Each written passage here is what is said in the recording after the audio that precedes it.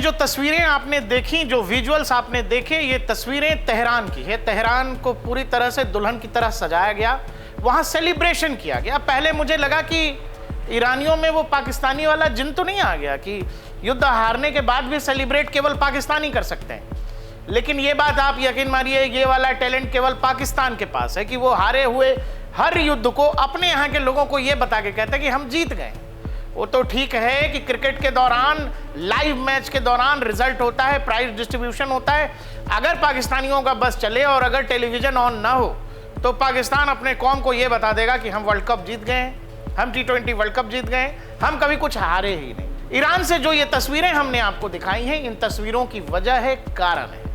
पहले हमें यह लगा था कि अमेरिका और इजराइल ने तमाम अपने मिलिट्री ऑब्जेक्टिव्स ईरान में हासिल कर लिए हैं, लेकिन जो सेलिब्रेशन ईरान में हुआ उसके बाद जो CNN ने रिपोर्ट दी है, मुझे यह लगता है कि डोनाल्ड ट्रंप साहब के ग्रह नक्षत्रों की दशा कुछ ठीक नहीं चल रहे हैं। ट्रंप भाऊ जो भी करते हैं उससे इतर कुछ ना कुछ हो जाता है। वो पहले आते हैं, कहते हैं सीज फायर, मैंने दुनिया में शांति कायम कर दी, मुझे नोबेल दे दो।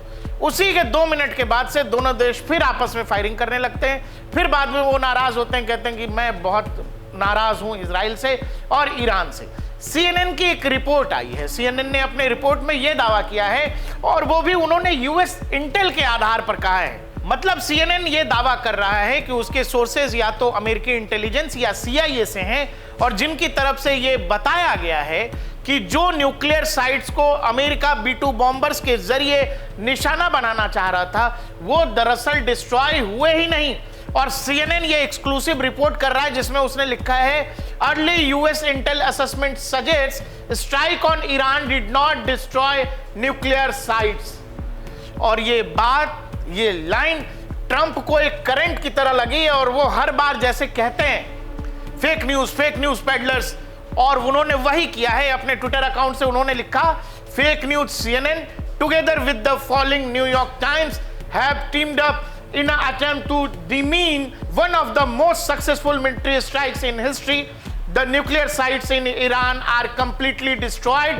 Both the Times and CNN are getting slammed by the public. दर्शकों, आपको पता है इससे पहले डोनाल्ड ट्रंप आए थे, उन्होंने इसी बात की घोषणा की थी कि हमने ईरान के अंदर 3 न्यूक्लियर साइट्स जो हैं फोर्दो, नतांज और इस्फहान को निशाना बनाया है, और वो पूरी तरह से बर्बाद हो गए हैं, तबाह हो गए हैं। उसके बाद वो कह रहे हैं a full payload of bombs was dropped on the primary sites Fordow, all planes are safely, और उसके बाद बताया कि जो भी प्लेन्स गए थे वो वापस आ गए हैं। लेकिन इसी वाले दावे पर CNN की रिपोर्ट ने यह कहा है कि ट्रंप जो इतना खुश हो रहे हैं, ट्रंप जो इसको हिस्टोरिक विक्ट्री और ये सब बता रहे हैं, इस पर CNN ने यह कहा है। देखिए, दुनिया भर में मीडिया हाउसेज, सरकारें, राइट विंग, लेफ्ट विंग, ये जो खेल हमारे यहाँ भी होता है।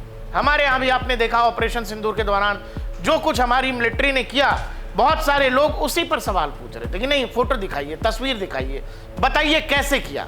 सिवाय इसके कि पाकिस्तान अगर कह रहा है कि राफेल हमने गिराए, तो पाकिस्तान के हमने कितने मारे ये जानने से ज्यादा बहुत सारे लोगों का इंटरेस्ट इसमें था कि बताइए राफेल कितने गिरे। तो यही व्यवस्था जो है अमेरिका के अंदर भी है। डोनाल्ड ट्रंप को वही दवाई दी जा रही है जो आमतौर पर अमेरिका दूसरे देशों में इंतजाम करता है। कई बार वहां सरकारों को हस्तांतरित करने के लिए, बदलने के लिए इस तरह की चीजें होती हैं। अब उनको उन्हीं की दवाई दी गई है। वो अमेरिकी राष्ट्रपति जिन्होंने कहा कि बड़ा सक्सेसफुल रहा, उसी पर अमेरिका का ही मीडिया हाउस कह रहा है कि नहीं, वो सक्सेसफुल नहीं था। इसमें अगली लाइन जोड़ देते हैं JD वांस, वाइस प्रेसिडेंट है अमेरिका के, उन्होंने इसको एक और लाइन आगे बढ़ा दिया। उन्होंने कहा कि हमें नहीं पता कि 400 kg यूरेनियम कहां है। यूरेनियम, ये वही यूरेनियम है जिसका इनरिचमेंट ईरान कर रहा था, और इतना इनरिच कर लिया था कि वो 8-10 परमाणु बम बना सकता है। और इसी को बर्बाद करने के लिए इजराइल ने कहा कि अब तो ईरान परमाणु बम बनाने के करीब है, विद इन अ वीक और मंथ, तो हमें अटैक करना पड़ेगा। वो अटैक किया गया 12 दिन पहले। और अब लेकिन JD वांस कह रहे हैं ये सब तब कहा जा रहा है जब अमेरिका ने कह दिया कि हमारी जीत हो गई, जब इजराइल कह रहा है कि हमने बहुत तगड़ा मारा है और ये हमारी हिस्टोरिक विन है, हमने ईरान को सालों पीछे धकेल दिया है। ऐसे में अमेरिकी वाइस प्रेसिडेंट एक तरह से CNN वाली खबर का जो है वही हिस्सा पकड़ते हुए कि 400 kg यूरेनियम कहां है हमें नहीं पता। और यही कारण है कि ईरानियन प्रशासन की तरफ से लगातार कहा जा रहा है कि हम हमारा न्यूक्लियर प्रोग्राम नहीं रोकेंगे, हमारे न्यूक्लियर प्रोग्राम को कहीं से कोई क्षति नहीं हुई है, हम फिर से वहीं से शुरू कर सकते हैं। इवन नेतन्याहू भी ये कह रहे हैं, हिस्टोरिक विक्ट्री कह रहे हैं, वे कह रहे हैं कि we sent Iran's nuclear program down the drain. Drain का मतलब कि खत्म कर दिया हमने, अब वहां भेज दिया है जहां से आ नहीं सकता। लेकिन फिर अगर जेडी वांस कह रहे हैं, अमेरिकी उपराष्ट्रपति कह रहे हैं, तो कुछ तो गंभीरता होगी इस बात में। चलिए CNN की रिपोर्ट पर गंभीर नहीं होंगे, लेकिन यह बात जो खुद वहां के वाइस प्रेसिडेंट कह रहे हैं, इस पर गंभीर होना बेहद जरूरी है। इसके अलावा आपको समझना पड़ेगा, मैंने कल भी एक वीडियो किया था, मैंने कहा था कि हर मिलिट्री ऑपरेशन के, हर युद्ध में कह लें, हर कहानी को ऐसे समझिए कि कोई भी देश जब किसी देश पर अटैक करता है तो उसके मिलिट्री ऑब्जेक्टिव्स होते हैं कि आपने कुछ पिन पॉइंट्स चीजें तय की होती हैं कि आप कम से कम ये तो अचीव करोगे ही करोगे। जैसे अगर ऑपरेशन सिंदूर की बात करें तो आपने क्या अचीव किया, तो हमने ये अचीव किया। अब ये न्यू नॉर्मल है कि अगर पाकिस्तान भारत के अंदर किसी तरह की मिलिटेंसी आतंकवादी गतिविधि को अंजाम देता है तो फिर पाकिस्तान को जवाब इस्लामाबाद, लाहौर, कराची, पेशावर में देना पड़ेगा, POK में देना पड़ेगा। हम वहां मारेंगे जहां दर्द सबसे ज्यादा होगा। कुछ वैसा ही इजराइल ईरान के साथ कर रहा था। उसने क्या किया, उसने तमाम वहां के जितने मिलिट्री जनरल्स थे या फिर न्यूक्लियर साइंटिस्ट थे उनको एलिमिनेट करना शुरू कर दिया। इवन वो जनरल्स जिनकी आज नियुक्ति हुई, 2 दिनों बाद फिर से उनकी हत्या हो गई, फिर से उनको नियुक्त किया गया। इसीलिए हमने कहा था कि इसमें अगर मिलिट्री ऑब्जेक्टिव्स की बात करें तो ये लगता है कि इजराइल और अमेरिका ने वो सब हासिल कर लिया है। लेकिन अब CNN की रिपोर्ट और जेडी वांस खुद ही जो कह रहे हैं कि भाई 400 kg यूरेनियम कहाँ है हमें नहीं पता है। अगर ये बात है तो फिर ये फोर्दो, नतांज और इस्फहान वाला जो अटैक था, जो B-2 बॉम्बर्स आए थे, क्या उनका अटैक फेल हो गया?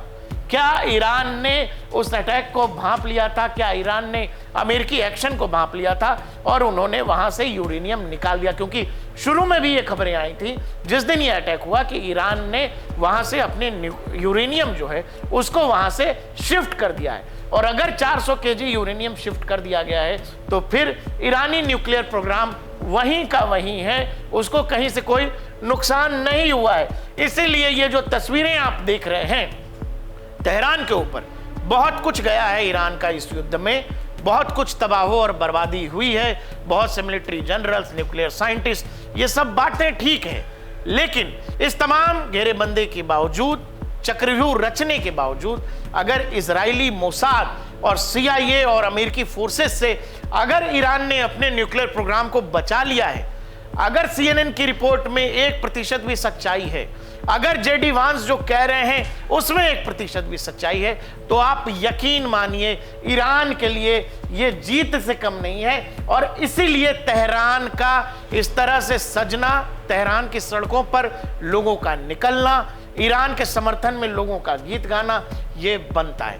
आप इसका आकलन और भी कई तरीके से कर सकते हैं, लेकिन जो तेहरान की तस्वीरें आई हैं और अब जो अमेरिका से तरह तरह की रिपोर्ट्स आ रही हैं, वो डोनाल्ड ट्रंप के लिए ठीक नहीं है। क्योंकि डोनाल्ड ट्रंप जो कहते हैं उसके ठीक विपरीत चीजें होने लगती हैं। उन्होंने कहा कि मैंने सीज फायर कराया ऑपरेशन सिंदूर के दौरान, प्रधानमंत्री नरेंद्र मोदी ने 35 मिनट तक ढंग से समझा दिया। अब ईरान और इजराइल के बीच सीज फायर की बात की, अगले 2 घंटे के अंदर सीज फायर टूट गया। उन्होंने यूक्रेन और रशिया के बीच भी सीज फायर की बात की, अगले 2 घंटे के अंदर वहां भी सीज फायर टूट गया। तो सवाल यह है कि डोनाल्ड ट्रंप की विश्वसनीयता अब खतरे में है और दूसरी तरफ 85 साल के खामनेई एक विजेता के रूप में उभरे नजर आ रहे हैं।